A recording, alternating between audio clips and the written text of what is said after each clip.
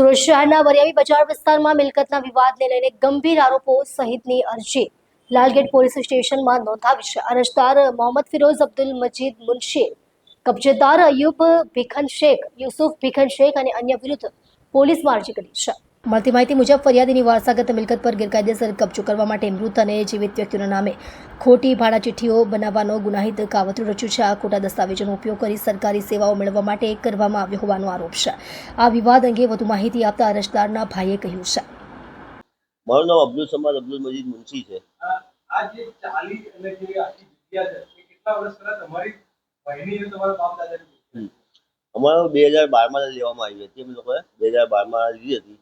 ત્યારે અમારા મમ્મીના નામે હતી. પછી એના પછી અમે લોકોએ બાયની જવાબદારી રૂપે મોહમ્મદ ફિરોઝ અબ્દુલ મજીદ મુનશીને સોંપવામાં આવી હતી જવાબદારી. અચ્છા, આખી પછી 2012 પછી શું પરિસ્થિતિ થઈ? 2012 પછી ઘણા બધા લોકો આવ્યા, પોતે સોચી રીતે આવીને જાતે ખાલી કરી ગયા. ઘણા બધા એવા વ્યક્તિ હતા જે આજે બી સન્માનિત વ્યક્તિ કહેવાય લોકોને, કે ભાઈ લોકો માન સન્માનથી રહી રહ્યા છે પોતાની જગ્યા પર અલગ રહીને. પણ અમુક વ્યક્તિ એવા માથાભારે નીકળ્યા કે જે કોર્ટ કમિશન કર્યા અને કોર્ટમાં ગયા અને બધી બહુ બધી, એટલે અમને જાતે અમને સામે તકલીફો પણ આપી, પણ અમે બધું બરદાસ્ત કર્યું છે. બેટા પછી તમે જે કોર્ટમાં ગયા પછી કોર્ટે શું કહ્યું અને અત્યારે શું પરિસ્થિતિ છે? જ્યારે અમને તકલીફ બહુ થઈ ગઈ તો અમે પોતે બી કોર્ટમાં ગયા. કોર્ટમાં જઈને જ્યારે બધા રજૂઆતો કરી, અમારા ડોક્યુમેન્ટ્સ બધા પેપર વર્ક આખું બતાવ્યું તો એ લોકોએ જોયું કે ભાઈ બધી રીતે કમ્પ્લીટ છે. ને આ લોકોએ પાસે આ ડોક્યુમેન્ટ મંગાવવામાં આવ્યા તો ડોક્યુમેન્ટના રૂપે એ લોકોએ બધા ડોક્યુમેન્ટ ખોટા ભેગા કર્યા હતા. જોકે દસ્તાવેજ બનાવવાની તૈયારીમાં એ લોકો એટલી બધી ત્યાં સુધી પગલાં ભરી લીધા કે દસ્તાવેજ બનાવવાની તૈયારીમાં આવી ગયા હતા. તો પછી અમારી બરદાસ્ત થઈ. તો પછી અમે જ્યારે પોલીસ પ્રશાસન છે કોર્ટમાં ગયા અને પોલીસ પ્રશાસનને જ્યારે વાતની ખબર પડી, આજે કોર્ટના હુકમથી ઓર્ડર આપવામાં આવ્યું, તો પોલીસ પ્રશાસને પછી સારામાં સારી કામગીરી કરી. જે લાલગેટ પોલીસ સ્ટેશને બહુ સારી કામગીરી કરી. લોકો જે ગુનેગારો હતા એ લોકોને કાઢ્યા ત્યાંથી. ને સારી રીતે અમને જે સપોર્ટ મળ્યો એ કોર્ટથી ને પોલીસ પ્રશાસન તરફથી સારો સપોર્ટ મળ્યો. વાત કરીએ તો આવા કેટલા લોકો હતા અને હજુ કેટલા લોકોની કામગીરી બાકી છે?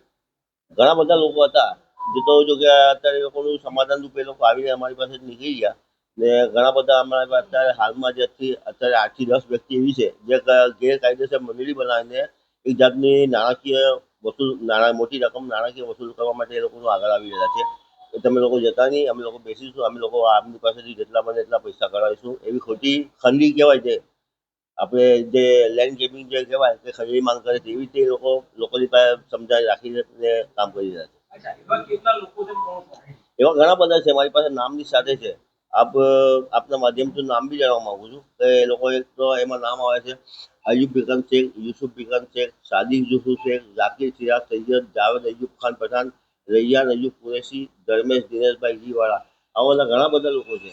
એમાં 2-3 જણા તો જે લોકોએ આગોતરા જામીન પર માંગ્યા હતા. હવે આગોતરા જામીન પર એ લોકોના કોર્ટે રદ કરી દીધા છે.